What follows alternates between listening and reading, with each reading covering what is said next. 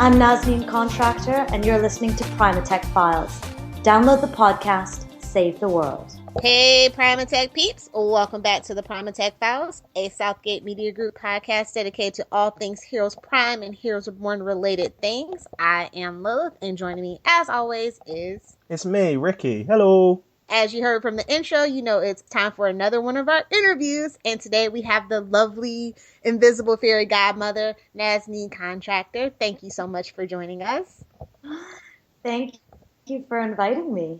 So, would you like to tell our audience a little bit about yourself before we get started? Sure. My name is Nazneen Contractor. I am a multinational citizen of the world. And I'm lucky enough to do what I always dreamed of doing as a kid. I'm an actor. And right now you can watch me on NBC's Hero Reborn. Yeah. And probably, and soon to be in the comics as well, I believe, right? Yeah, my comic, Godsend, is supposed to drop sometime this month. Okay. I don't know when, but I have to give photo approval for the cover.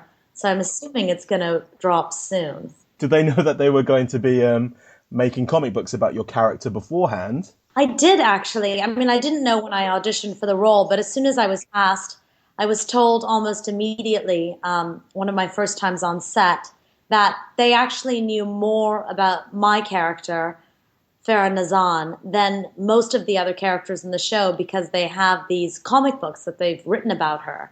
It'll be 6 comic books.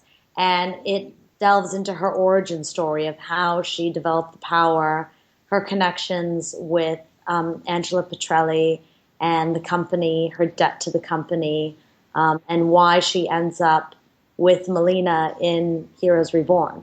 Really looking forward to that. I really, really enjoy your character, and I think I also like the way that she's been brought, like she was brought in like really slowly in the story, and then we found out more about her. So I'm really looking forward to finding out more about her. Can you tell us if we get to know anything else about your character and Ryan Guzman's character, Carlos? Because we kind of ship it here on the podcast. Well, they have 3 more episodes to air. And you don't find out anything more about our past together, other than a few flashbacks to Afghanistan, which I'm not sure if the viewers have seen yet. But no, you don't find anything else about our past, but you do find out about our future. Ooh, I really like, I think that the connection between Farah and Carlos really kind of cemented him, because for most of the beginning, he's quite like off to the side. And it wasn't until that flashback episode in June 13th where we found the connection. I was like, oh, this makes not make sense, but this like really brought him into the story, and I really enjoyed that as well. Right, yeah. And I didn't even know originally that my character was going to be tied with Carlos. I mean, I sort of knew by about episode 5. They were like, oh, and you have this history with Carlos, but they weren't really forthcoming with it because I think they were still developing it, because once they cast me, they had to make certain adjustments to the character. And then I found out the extent of it in episode 8, and it became really cool. And that's the beautiful thing about a show like Heroes Reborn and Heroes, that you get to, sort of time travel, literally, as power, but also in the show, you meet someone and then you find out all about their past. And shows like Lost did that really well. And it's always like a great way to hook the viewer in, and to also, as an actor, to give your character a lot of depth. So it was great. I had so much information given to me about Farah, and so I had this wealth of knowledge to play upon, and I've loved it. I mean, it's every actor's dream, right? Yeah, definitely. So let's go back to the beginning. How much of Heroes had you watched beforehand, before landing the part? Well, when I landed, I hadn't seen any of Heroes. I wasn't into the phenomena of it when it came out in 2006. And it's not because I don't like sci-fi shows. I love them. I just, was in school and wasn't watching a lot of TV. And then as soon as I got cast in the sort of sequel, or the the reboot. I binge watched the entire thing on Netflix. I think I blazed through it by the time I got to episode 8. So, like by the time I shot episode 8. So I'm all caught up now, and I was instantly hooked. I was amazed that something was on TV in 2006 of that caliber. I mean, Tim Kring, I mean, I always knew he was a genius, but I was just blown away by his vision and his storytelling and how multicultural it was. You didn't really see that on TV at the time. So I thought it was very clever. And, always the thing that I miss about Reborn is the Genesis stories. And that's what my comic book will really delve into. It's always fun to see how people get their powers, how they discover them, how they grapple with them. And that's really what the first incarnation of Heroes did. And it's always very fascinating because all of a sudden everyone becomes human. When they realize, they become more human. It's a contradiction. They develop superpowers and become superhuman, but in developing them, you actually get to know them more as human beings. Yeah, definitely. Did you have a particular favorite character from the original season of the original series of Heroes? Yeah, I loved Sendel's character. He was always my favorite. First of all, he's a wonderful performer, but he really had the science behind it. That's always what fascinates me about it. And it was sort of like pre X-Men-ish when find a cure for it and all that stuff. And I always found that aspect of it. And his father, following in his father's legacy of continuing his father's work and uncovering the mystery. I always found his storyline to be very interesting and intoxicating. And then, of course, Peter Petrelli became really interesting as well. She's shaking up the podcast with her answers. Really. I know, right? Most of the time, everyone's like Sylar. We like Sylar. Or Hero. Yeah. Zachary, I've had the pleasure of working with Zachary, and he's an amazing actor, and he probably had the best character, quote unquote, on the show for sure, because he's like, who doesn't want to play the bad guy? But I really thought Sendel was amazing, and I thought Peter Petrelli was fantastic too, because he really came into his own. He had like the biggest journey, I felt. Marco Grazzini, you guys share quite a little bit of firsts in the kind of Heroes world. He's the first costume superhero in Heroes, and you're the first Muslim superhero, and not just on Heroes, but on TV. How did that feel to kind of have that kind of weight on your shoulders, I guess, is for lack of a better word? It felt fantastic because Joey Falco and Marsha Mukherjee, the two writers sort of responsible for creating Farah, I developed really close relationships to them throughout the course of shooting the show. And they were both, first of all, it was Joey's mission when he joined the writer's room to make a Muslim superhero, to create one. So that was like always his goal. And Marsha was totally behind it and, gave him a lot of information and helped really develop Farah. But they had such good intentions going into it. And they really wanted to create someone who was religious and devout, but was still an American soldier, still fought for her country, was a hero. And I think that, with the media being saturated with all of these negative stereotypes and negative news, for me it was a breath of fresh air, and I was so happy to do it. In terms of the weight, I didn't feel any weight because there was so much story to support her and everything was really justified. And they were so open to my input and my interpretation of her. It actually felt quite liberating. Yeah, this was a very inclusive show. You think a big network show, I think the budget was $6 million an episode, that the actors wouldn't get a lot of say. But I found this show to be extraordinarily receptive to what I had to say. And also I did a ton of work. I mean, he made Farah from a very specific place. And then I read the comic book story that he did on her. And so I had a bunch of questions and I did a bunch of research myself. And, there was very much a meeting of minds there. So I feel like she's a character born of a lot of different people's ideas and determination. Okay. That's pretty cool. So, how much of the story did you get when you first got the role, or was it told to you in dribs and drabs or bits and pieces? And yeah, Well, when I first got the role, the breakdown was just like, her name was, I think, Maya or something like that. And it was, a soldier, militant, I mean, I'll probably find the breakdown for you guys on the course of this. I'll just look through my emails. It was very, very vague. It has a mysterious past. It was very, very, very vague. And so and the sides were, I think there was only one scene, and it was like 3 pages. It wasn't very long at all. And so, and I went in there, and I sort of had it was the scene sort of between Danica and I, between Melina and I, when she's growing the sapling. I guess that's sort of remnants of it. But it was much more wordy than that. And I think everyone's instinct going in there, because I went to the audition, I could hear girls going in there, was to yell. And I felt like it was the wrong thing to do, because that's not how you mentor someone or train them at the end of the day. And so I sort of went against that notion, and I actually came from a strong but very nurturing standpoint. And I think that that's really what resonated with the producers. I think I was the only one who did that, they said, actually. So it was, I don't know if that's a good explanation, but I kind of went against what I think people wanted to do, and it worked in my favor. yeah, that's always good. It makes you stand out a lot more, and you grab that part, yeah.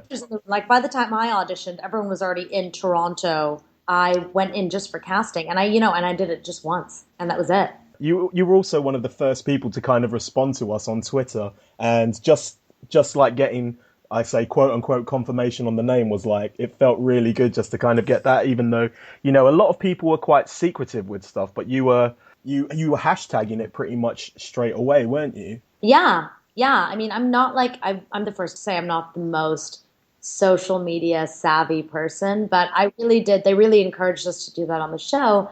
And I felt like you guys, Primatech Files, were so on it that I had to include you and acknowledge you. Nice. Awesome. So I've seen a picture of you, Lucius, Noah, and Ryan with squad goals on your back on a t-shirt. Can we expect a superhero team up? But obviously, if you can't tell us because reasons, Right. what would a superhero team name be for your squad of 4, and why? Well, I can't really say whether we turn into a squad. That T-shirt was actually a gift, a end of season 1 gift from Lucius. So it was very sweet, because Lucius That is, kid's so classy. he's so sweet. He's 14 years old, and he's just lovely. And his parents are lovely, and his family is lovely. And I just felt like, we really lucked out. And working with Noah, who plays Micah, such an awesome, awesome, sweet guy. So we really lucked out. So that was just an inside joke, the squad goal thing, because because Suicide Squad was shooting in Toronto at the exact Okay. and there was that hashtag squad goals going on Twitter and Instagram, whatever. So that was sort of a take on that. But if we did have a team, yeah, we were joking, like, so Carlos and Farah are Farlos or Carla. And if we had to do it all together, I don't even know what it would be. It would be, I don't know. You'd have to ask them. They were far more into it than I was. Oh, here we go. So I found the original audition for Heroes Reborn, and I have the breakdown of the character. Do you want me to read it to you? Oh yeah, that would be great. Okay, so appointment for Heroes Reborn, Wednesday, May 6th, 2015. Her name was Mira, Mirah, female, Middle Eastern, 30s, militant and mysterious, tough and stoic. Must be proficient in either Arabic, Farsi, or Urdu. That's it. It was so general. Which one are you proficient in? I'm proficient. Well, I work in Arabic all the time, but I'm proficient in Urdu. Farah, the character of Farah, has she's been in touch, or she's been in scenes with a lot of the older generation of heroes, such Yeah, I know. It was definitely one of the highlights of the role. definitely, and she's got to work with HRG, Parkman, Angela, which is one of our personal favorites. What was it like, kind So of? good. And I get to work with the Haitian. Yeah. Oh Um, yeah. Oh yeah, that's and right. That's where we left off. Yeah, that's coming up. Yeah. and yeah, and Greg, Matt Parkman. I wish I worked more with HRG. It was very, very brief.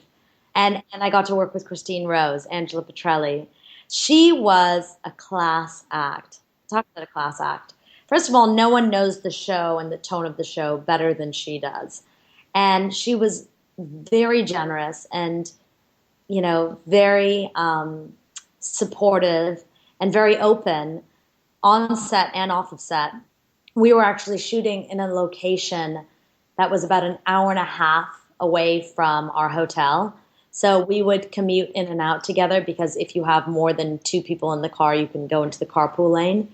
So production suggested that we just commute together, which was absolutely fine by me. And we talked, and she's just wonderful. She's just an open book. She's very candid about her experiences on the first show and how happy she is to be brought back for the second show. And I told her all the stuff that I knew about Farah and her past with Christine, with Angela Petrelli, because that's in the comic book as well. And so she was really receptive to all of that. And she really wanted to make our scene, which was unfortunately cut short in episode 8, but she wanted to make it as full and as meaningful as possible. So I was thrilled to work with her. Yeah, and I'm assuming because of where we were left off that you will probably get to meet Micah as well. I'm assuming that at some point. Yeah, well, that's who we're going to go and rescue. You have been in a lot of like TV shows that can be considered like thrillers and like things like that. Do you have any formal like martial arts training or anything like that? I do, actually. I've done a ton of kickboxing, like predominantly kickboxing and Muay Thai. Like I was a trained dancer before I became an actor. I studied classical ballet for 10 years. And then as I got into acting, I really enjoyed. I would be cast in sort of actiony roles, and I had a natural physicality because of dance. And then I was encouraged by a couple of stunt coordinators and fight directors to actually go and study martial arts. And so, two roles, this one and another one, I sort of intensely went into it, and it comes pretty naturally to me. I'm quite lucky because of, I guess, my background in dance. And I love it. I love being able to be physical. I love kicking butt. I mean, the irony with Farah is that like she's invisible. Sorry, her name is Farah, but on the show they say Farah. So pardon me for switching in and out. It really should be Farah, but people started saying Farah before I was cast, and so it made it on air, and that was it. But the irony with Farah is that she's invisible when she kicks ass. Yeah. So it's really rare that I get to do anything really, or you get to see it. I know, right? It's just that the one guy when the sapling comes up, you just walk over really slowly, calmly, turn invisible, and just give him a punch to the face. I loved I it. did do that punch though. That punch I did do, and then in Afghanistan I did that stuff too. But I'm green screened in Yeah. it, so you don't really get to see a lot of it, right? Well, now everyone will know that it is you. It So is yeah. me. I never had a stunt double on the show. Everyone had stunt doubles. No, I don't think Ryan had a stunt double, actually. Ryan doesn't have a stunt double, and I don't have a stunt double. Everyone else has a stunt double on the show. Besides your character, do you have another? Could you pick another favorite character of yours on Heroes Reborn? Um, I really like, I mean, I guess it's like a bit of a cheat. Well, I love the idea of controlling people's minds. So I think Pruitt Taylor Vince's character, Casper, it's pretty cool to be able to go up to someone and make them forget what they just saw. It's very Men in Black. I mean, I've always wanted one of those like batons and black sunglasses after seeing Men in Black. So I really think that that's like, and I love Pruitt Taylor Vince. I think he's an amazing actor, and he wonderful, wonderful, wonderful on the show. So I really liked his power. I love the idea of time travel, and then I really like Micah's character as well, like being able to talk to machines because I'm just, technologically inept at times, and I would love to be able to just will a machine to do something. You and Danica started off the show together. How was it to seeing her have to work with Zachary all the time? Are you a bit jealous, and will we get the Farah and Melina reunion at some point? No, I certainly wasn't jealous about having Danica with anyone else. That was absolutely fine. And I was very happy to meet her and work with her because she's an absolute sweetheart. And, in Heroes has, I can't really say whether we meet at the end, but Heroes has a way of bringing everyone together, right? Know what I'm saying? Is there anything you can tell us, or kind of, apart from what you've just let us know, about what's going to be upcoming in the final 3 episodes, without you getting Caspered or Haitianed, I guess? You'll get to see a lot of Carlos and Farah, which is really nice.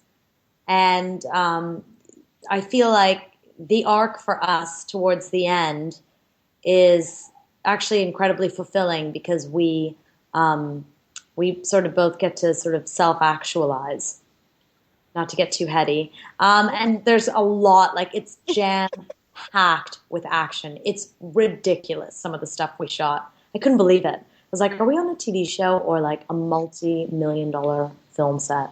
It was insane. The stunts, the action, the effects.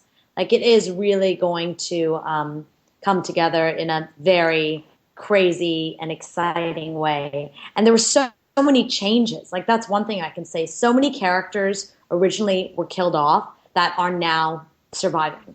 Like up until the day we were shooting, they were changing their minds. Hopefully we get Casper back. That's the one that we were... All right. Oh, I know. I was very disappointed to read that. And and that was one of my regrets is like I really wanted, because Casper and I are sort of serve the same function in the show, meet us. We're protecting the twins. Really wanted to have a scene with him because I would always see Pruitt in the hotel, or we would sometimes be on the same flight, and it's so lovely. And I was just waiting for that to occur, but. There was something I wanted to ask quickly.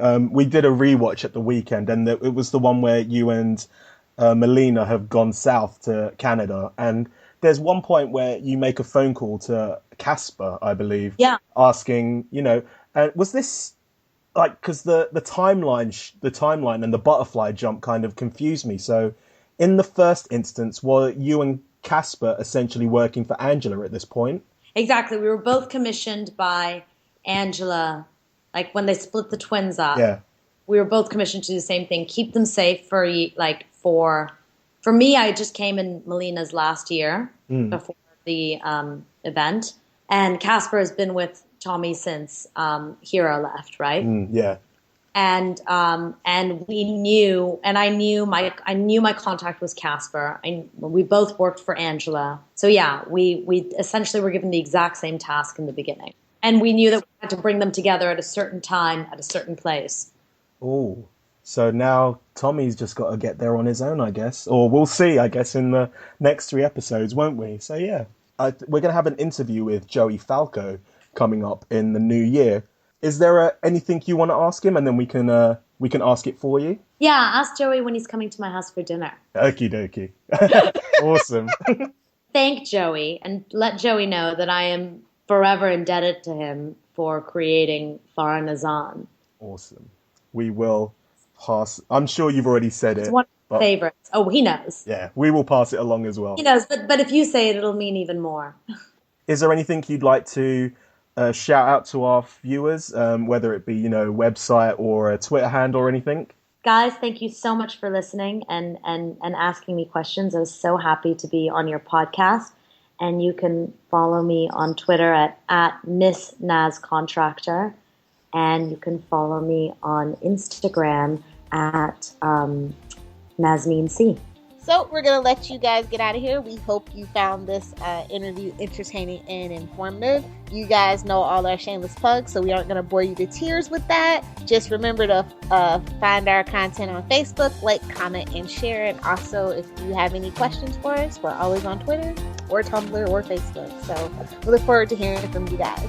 Download the podcast, Save the World.